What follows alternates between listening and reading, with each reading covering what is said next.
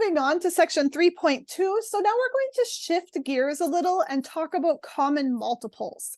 And the reason we do that is because they're going to be super important when we get into adding unlike fractions. So there is a reason, just like remember we talked about greatest common factors when we were learning about simplifying fractions, common multiples is going to come in handy as well.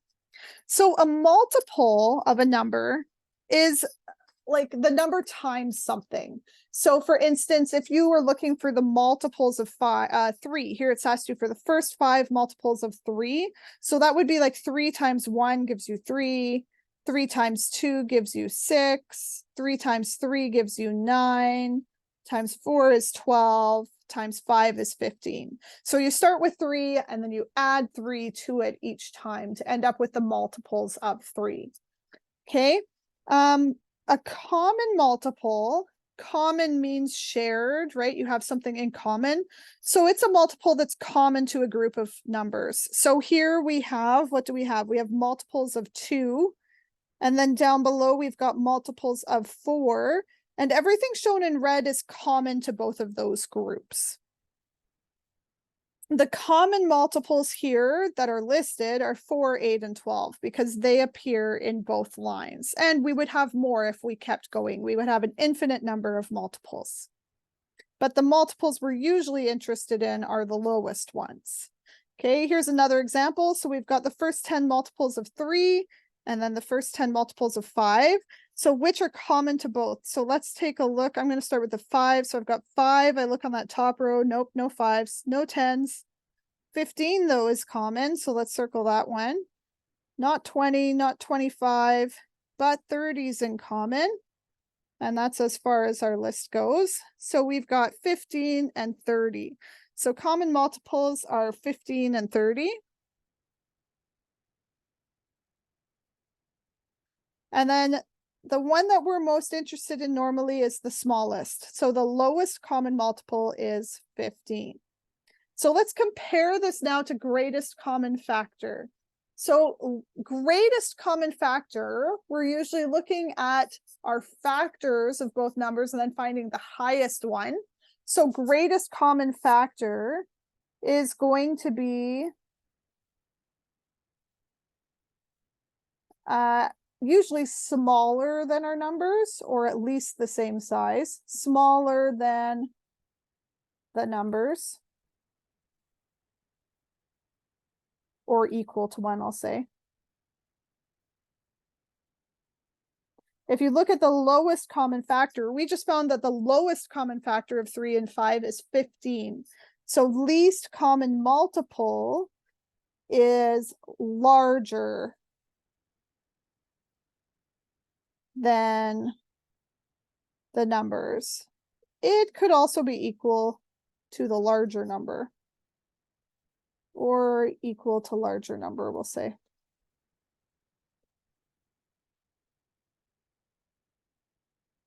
Okay, let's do some practice. So we want to find the first 3 common multiples of 6 and 5. Okay, so what you want to do, and I'll let you do this on your own, but you're going to find all of the multiples of 6. So 6 is going to be 6. 6 times 2 is 12, times 3 is 18. So you're basically adding 6 each time, 24. And let's go up to let's go a little further, 36 and 42. Let's try that. Okay, go ahead and do the same thing to 5 then, and see if you can find the first 3 multiples that are in common to both 6 and 5. So pause this video. All right, let's do that together now. So multiples of 5, so we're basically counting by 5. So 5, 10, 15, 20, 25, 30. Oh, that's our first common one. So finding 3 is going to take a bit of time here. Okay, there's 30. I'm going to have to erase some of this earlier stuff here so I can keep going. Okay, so multiples of 6, 42, 48, 54, 60, 66, 72, 78, 84, 90.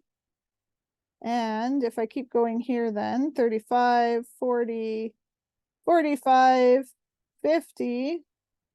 This is a lot of work. If only there was an easier way, which I will show you next.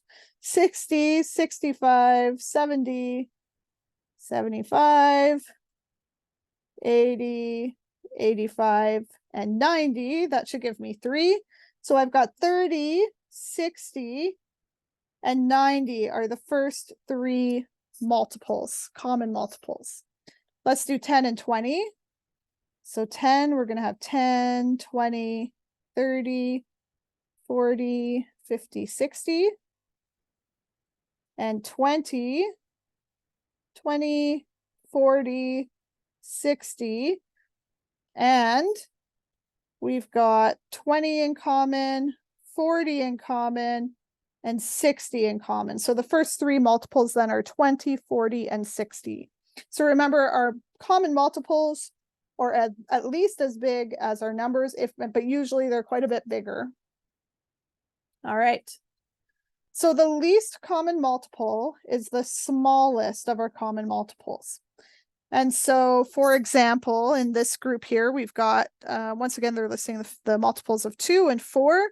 And we would say our lowest common multiple or least common multiple here is 4, since it's the smallest number that's common to both of those. And so next we'll look at an easier way to figure out the least common multiple.